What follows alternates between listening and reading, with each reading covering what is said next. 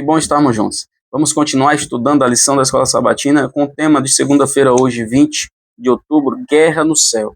A palavra guerra significa justamente uma batalha, uma luta entre dois grupos, né? Dois exércitos, dois povos, duas nações. E a gente sabe que essa batalha que a Bíblia menciona, que houve lá no céu, foi uma batalha que começou por causa de um ser que foi criado perfeito, está relatado lá no livro de Isaías, no capítulo 14, no livro de Ezequiel, capítulo 28. São duas passagens que nos mencionam esse ser criado. E ele agora quis tomar o lugar de Deus no céu, ocupar o trono, o próprio trono de Deus, usurpar o trono, na realidade. Né?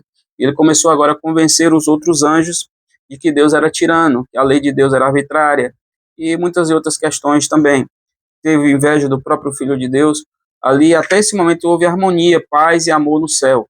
Mas, por nascer no coração desse anjo, que era considerado um ser de luz, lá no céu, regente do coro celestial, ele agora, querubim da guarda ungido, ele agora acha que tem capacidade de liderar o universo, ele um ser criado, né? Não tem vida em si mesmo, ele recebe vida doada, como nós também recebemos vida doada, mas ele está numa classe acima da do ser humano, ele está na classe dos anjos, né? E também são criadas por Deus, também foram criadas por Deus, criaturas. Josué entendeu que aquela batalha era parte de um conflito muito maior, e que sabemos que esse grande conflito começou no céu. Lá em Apocalipse capítulo 12, versículo 7 ao 9, diz: houve batalha no céu, Miguel e seus anjos batalharam contra o dragão, a antiga serpente, né, chamada Diabo e Satanás, e foi derrotado. Já não houve lugar dele no céu, eles foram expulsos de lá. Né? Nós não sabemos quanto tempo levou para, depois que houve essa batalha no céu, para o mundo ser criado, e logo em seguida eles virem para cá. Talvez eles tenham ficado vagando no espaço, nós não temos como afirmar para você essa questão onde eles ficaram, mas depois que o mundo foi criado e Adão e Eva foi criado, então agora o Satanás veio para essa terra. Deus povoou o universo com criaturas responsáveis, a quem ele deu livre-arbítrio, um requisito indispensável para a existência do amor. Se nós não tivermos o direito de escolher, nós não seremos livres. A liberdade, ela é caracterizada justamente pelo direito de escolher o que a gente quer para a gente, se a gente quer viver com a pessoa ou não, se a gente quer morar em determinado lugar ou não. Então, é uma característica do amor. Isaías e Ezequiel se referem à origem desse conflito, como nós já mencionamos lá em Isaías 14, Ezequiel 28, é falado sobre isso. Outra característica, justamente onde fala sobre características do rei da Babilônia, do governador Tiro, e ao lermos o texto, nós percebemos que ali não está falando de um ser humano, né, de um monarca terrestre, mas são características de um ser sobrenatural.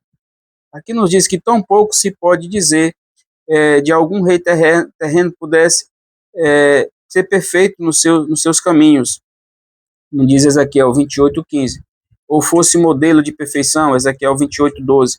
Consequentemente, essas passagens apontam para alguém que está além do ser humano.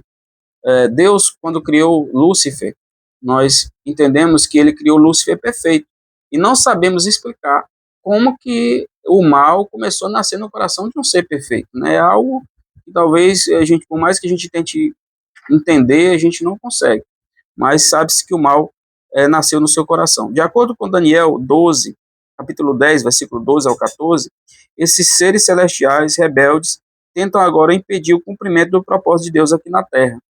Então nós sabemos que depois que eles vieram para cá, eles se transformaram em demônios, e existem hoje uma batalha espiritual invisível que nós não conseguimos ver, mas que acontece, a Bíblia testifica disso, e à luz dessa conexão entre o céu e a terra, que nós precisamos entender a guerra de Israel ordenada por Deus.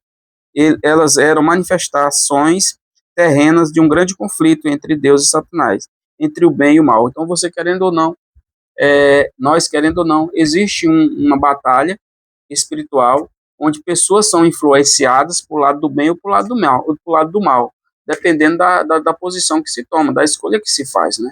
Então, se eu começar a me envolver muito para o lado do mal, eu vou acabar sendo inundado por essas coisas que acontecem nesse mundo e acabado vivendo uma vida sem sentido, achando que estou me satisfazendo a minha vontade, os meus prazeres, e perder a minha salvação.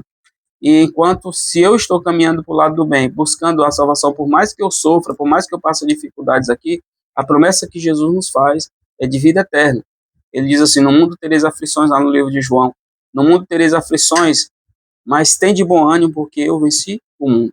E ele nos promete que está conosco todos os dias, lá em Mateus 28, versículo 19, em diante ele diz que eis que eu estou convosco todos os dias até a consumação do século. Então, nessa batalha entre o bem e o mal, Jesus nos prometeu estar do nosso lado. Agora nós precisamos nos amparar da proteção de Deus e da armadura que ele nos concede lá em Efésios capítulo 6. Ele diz que nós podemos pegar a armadura da salvação, o capacete da salvação, a espada do Espírito, que é a palavra de Deus, e agora a couraça da justiça. Então, nos amparando de todos esses equipamentos, nós poderemos estar melhor preparados para vencer o grande conflito. Não que nós mesmos vençamos sozinhos, mas é claro que quem nos dá a vitória é Jesus. Que Deus possa nos abençoar. Vamos orar. Querido Deus, obrigado, Senhor, por saber que o Senhor está conosco nessa batalha entre o bem e o mal, e nós só temos garantia da vitória, porque o Senhor já venceu por nós, e o Senhor quis mostrar isso para o povo de Israel, e quer mostrar para nós isso hoje também. Se nós estivermos do teu lado, o Senhor também pode nos fazer vencedores. Continua conosco, em nome de Jesus. Amém.